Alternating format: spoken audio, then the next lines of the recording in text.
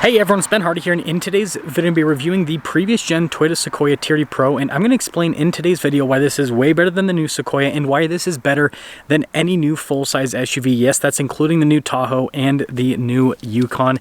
Let's get into the video.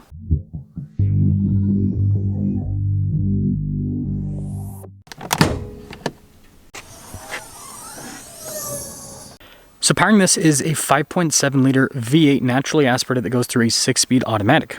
It puts out 381 horsepower and then 401 pound-feet of torque, and I've been averaging 15-16 miles per gallon, just depends on the day.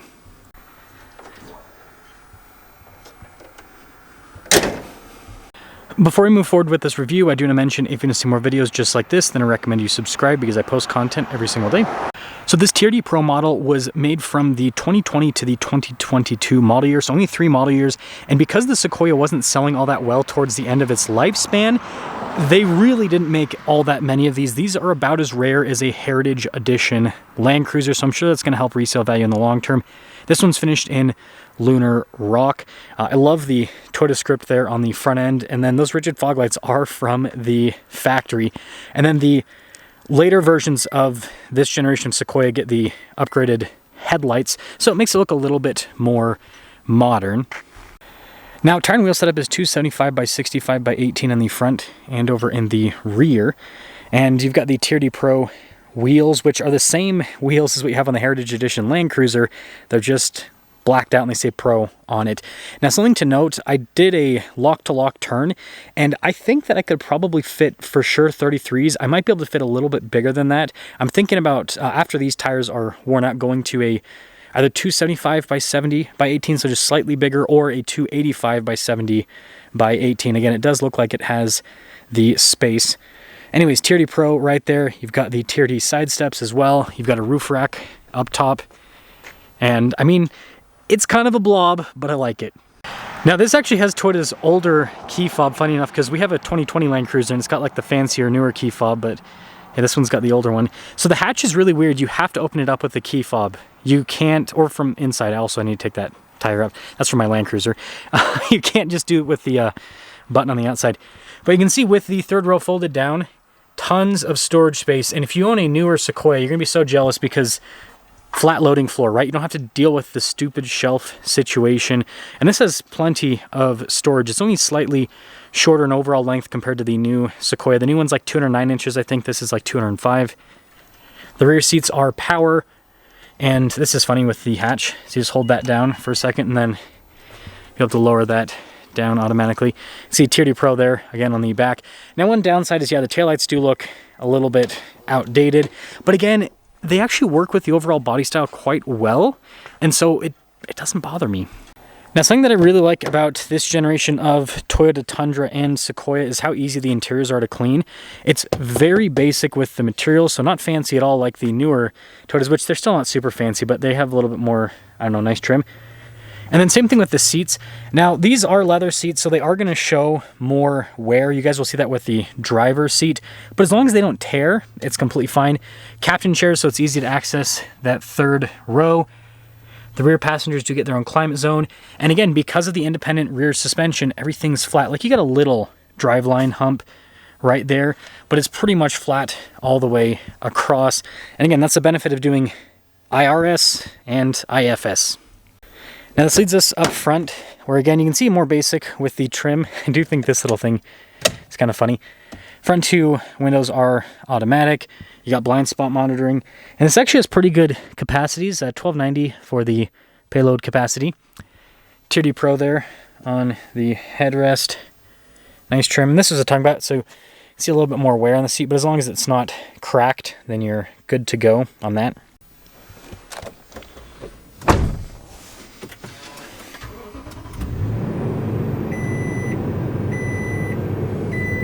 Now, with the steering wheel, nice trim all around for the most part. You actually have adaptive cruise control, very easy to use.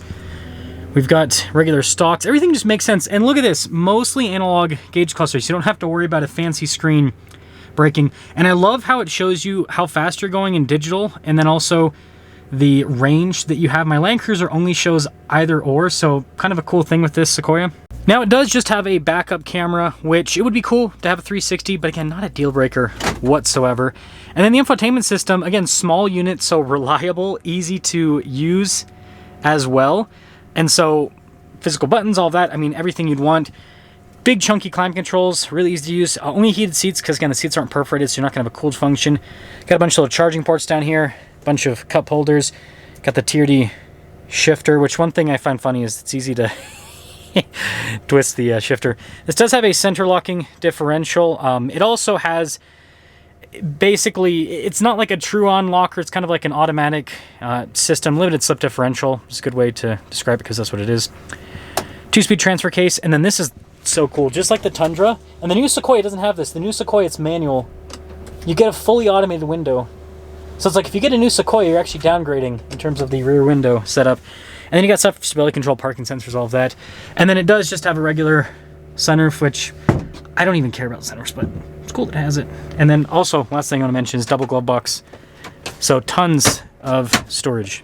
And on the topic of storage, the center console is absolutely massive. So pricing on these, if you want one that's absolutely perfect with very low miles, they're still selling for close to original MSRP, which is in the mid 60s. This one, as you can see, has 35,000 miles, and it actually needed a little bit of paint correction on the front end that we got done with my friend Doug, Layton Customs. I'll include a link to his website in the description down below. Something like this is going to be in the low 50s if you get it with some miles. If you go one that's higher mileage, TRD Pro, then those ones are in the 40s, so that's kind of your price range. So if you're willing to do a little bit of paint correction like I was, you can save yourself $15,000 plus on one of these. But anyways, let's drive it. Let's talk about the Sequoia TRD Pro, this generation of Sequoia TRD Pro. So I actually had a chance to review, I think, only one of these brand new. And at the time, I didn't like the looks, but I actually thought that it drove pretty well, like suspension, all that's comfortable. And I will say today, definitely still the case, even a few years later.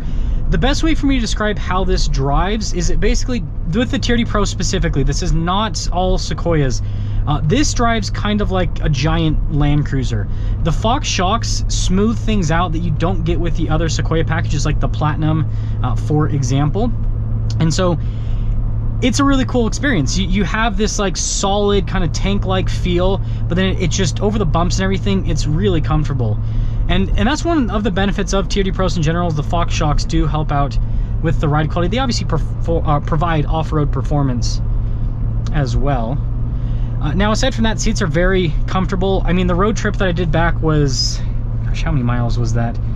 I think it was like just over 1,000, because I went from Texas, Dallas, Texas, back to Utah, which Wasatch Front part of Utah, basically.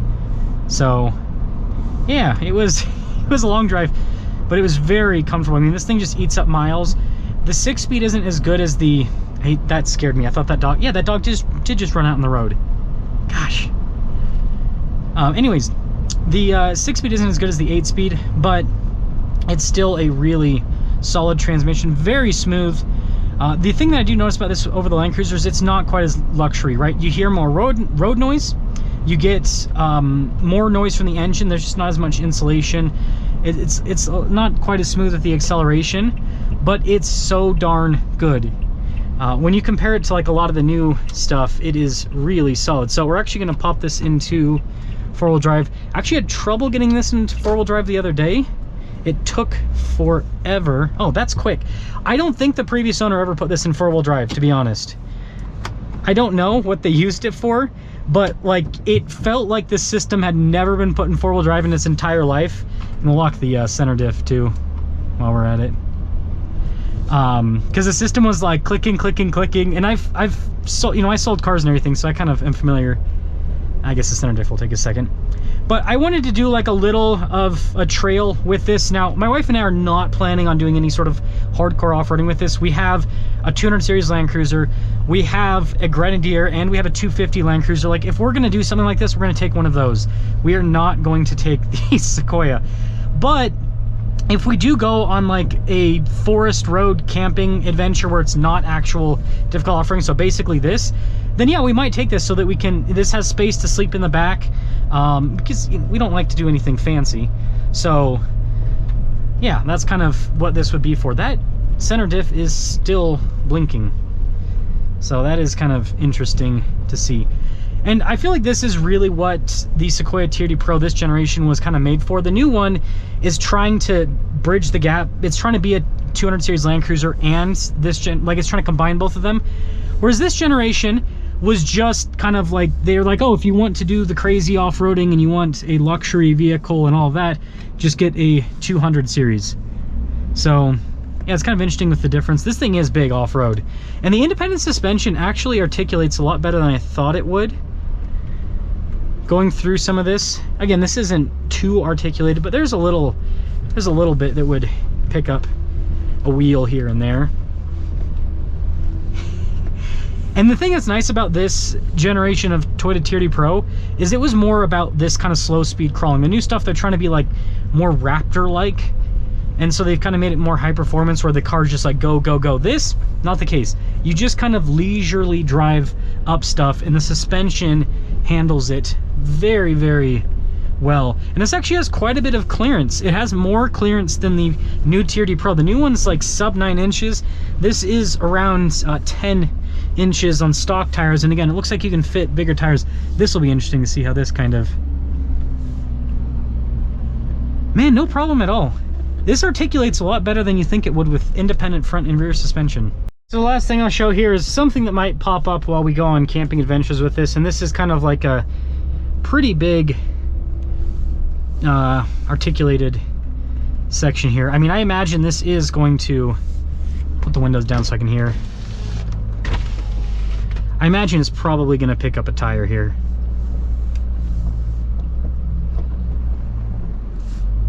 Man, that actually, wow. The wheelbase is so long on this that it's able to just stretch over the obstacle. Like in vehicles with solid rear axles, they'll actually pick up a tire on that. That is, this thing's an off-roading monster. It can't be stopped. And it does, again, it's got a limited slip diff, so it can kind of work itself out of slippery situations. So overall, this generation of Sequoia TRD Pro, this is a vehicle that you can, I mean, we're at 30,000 miles. That's like 10% of the mileage that this can handle. This can, people have 300,000 miles on these V8, 5.7 V8 Sequoias. It can handle it. I reviewed one with like 170,000 miles, and it, you know, it had some shaky stuff and everything. It wasn't shaking when you drove, but it, you know, it had lost some of its solid feel, but it still felt like it was pretty darn solid. So if you want a reliable full-size SUV, this is the one to go for. The new Tahoe and the new Yukon. And this is something that a lot of people ask me, like, why I didn't get one of those. Well, just go to a GM dealership and you'll find a bunch of them sitting in the service department with the requirement of a new engine, right? They're blowing up left and right. It is absolutely horrible. And then they have all the big screens and everything now, and so they're just not reliable. They aren't reliable like they used to be. Like, I would say a Tahoe from, you know, like 10-20 years ago, bulletproof, but the new ones, they just aren't there. And so this is really the only way to get kind of like an old school, somewhat off-road capable V8 powered SUV. There's nothing else on the market at this point that is really like this. I'm interested to see this gravel. I know I'm not going to get stuck, but I'm still interested to see how it handles it. Man, this thing's a beast. In four-wheel drive low, again, this is not the most difficult off-roading. So, let me know what you guys think about this generation of Sequoia, but I think that it is worth every single penny. And the other thing's resale, right? These aren't going to have as good of resale as a Land Cruiser or a 4Runner TRD Pro or the Tacoma TRD Pro. I think this will be somewhat similar to the Tundra TRD Pro in terms of the resale value. It might be even a little bit worse, but it'll still be really strong considering that there's so few of these that were made. And then more and more people, I think, are going to be interested in buying this generation of Sequoia because of how unreliable the other full-size SUVs are on the market now, and how crappy the new Sequoia is because it's trying to be a Land Cruiser and a Sequoia at the same time, and it just can't. That's just too big of a bridge to gap. So I do want to close the video, but I also want to go down this same obstacle that we just went up. That I have to pick up a tire. That's the thing. I need to, Because I swear, like every single vehicle I've taken down this, they pick up a tire and this thing is just not doing it. So I want to try to, sorry if there's wind noise. Okay. Like this is, again, the camera's going to completely flatten it out, but this is relatively aggressive. Yeah, no, it's so long that it just, whatever. This thing's unstoppable.